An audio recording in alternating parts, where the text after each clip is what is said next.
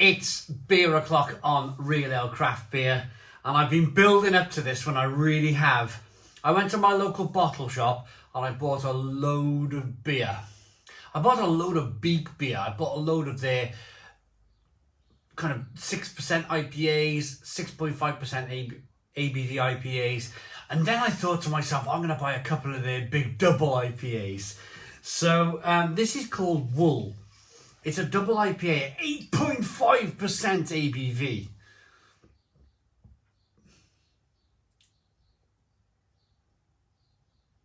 Oh, it's been brewed in collaboration with Northern Monk, using a combination of citrus, Sabro and Eldorado hops. And that's just me kind of just reading the side of the can here while I was showing you the label. But I love their labels. I think their labels are fantastic. Look at that. I mean, it's just a load of lines, isn't it? It's just a load of like, but when you think about it, they call it wool. It looks like wool. Brilliant. Untangle that mess type of thing. When the cat gets hold of the wool, or even worse, the small child gets hold of the wool. Beak Brewery, not had a bad beer from them. Enjoyed all of their IPAs. I really enjoyed the coconut porter that I reviewed a few weeks. I think I've got the can over here. Yeah, I've got the can over there. If you can see it, there's a can of coconut porter over there, which I love the labelling of, so I've kept it. But let's get the beer out into a glass and see what we get. Little bit of smoke on the can opening. Beer in the glass. I like the simplicity of it. They've just got some kind of like, you can buy these cans it's just an aluminium can, and it's got a simple paper wrap on it, but it's the simplicity of the simple aluminium can and the simple label, if you like, that makes this beer so like I want to get into it, I want to drink it. It's very clever marketing. It's a very clever strategy to have such simplicity with their label. It almost makes Beak unique in what they're doing. That kind of like, hey, you're about to buy a £6, £7 double IPA from your bottle shop, and it's just a very simple aluminium can with a bit of paper wrapped around it, with all the necessary bump that they have to put on it these days. But I love it. I absolutely love it, because you go, ooh, you're in the bottle shop and you're like, ooh, I'm really intrigued by that, because it looks really simple, but they want £7 a can for it. £6 or £7 a can. We got a one finger white head. It's a fantastic looking double IPA. Look at this. Absolutely wonderful. Really wonderful. As you rock the beer back and forth, you got fantastic carbonation. Great lacing, great head, great looking beer. This is one of those IPAs, the double IPAs, that just by looking at it, just by looking at this beer, you know this could be absolutely fantastic. Without further ado, let's get the aroma.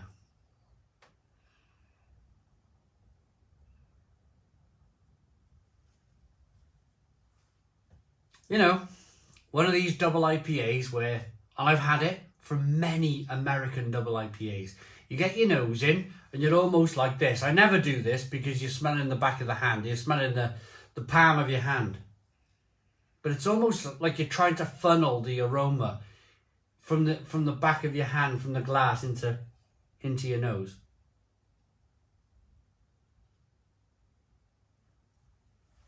Because to be honest with you, the aroma is of, there's a little bit of tropical fruit, there's a little bit of pineapple and orange and fleshy blood orange, but a lot of that flavour and aroma is locked into the beer. Locked in. So let's dive in. Cheers, everybody.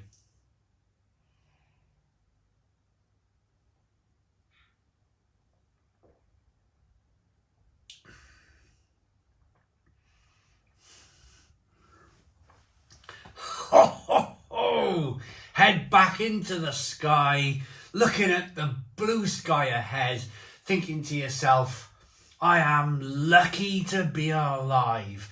I am lucky to be standing here today, looking at that blue sky garden, sunshine everywhere, drinking a terrific double IPA. It almost makes you want to pinch yourself and go, yeah, I'm alive, baby.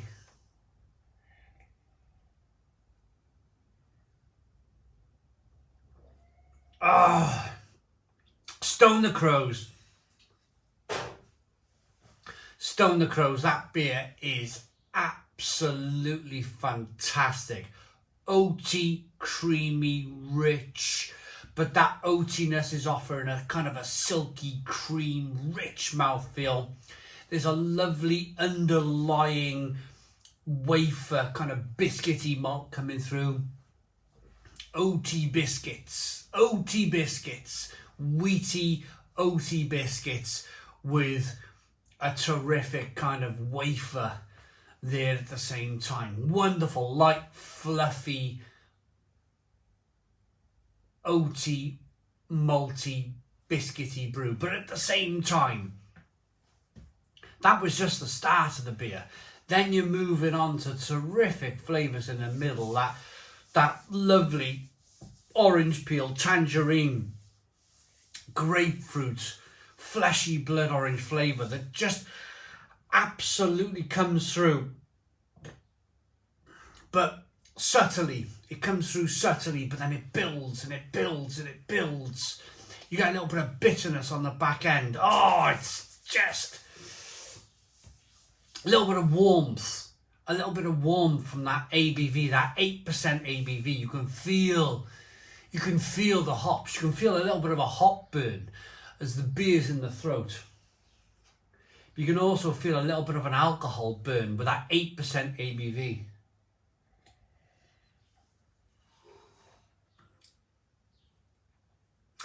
It just all slides together. That's the word, slide.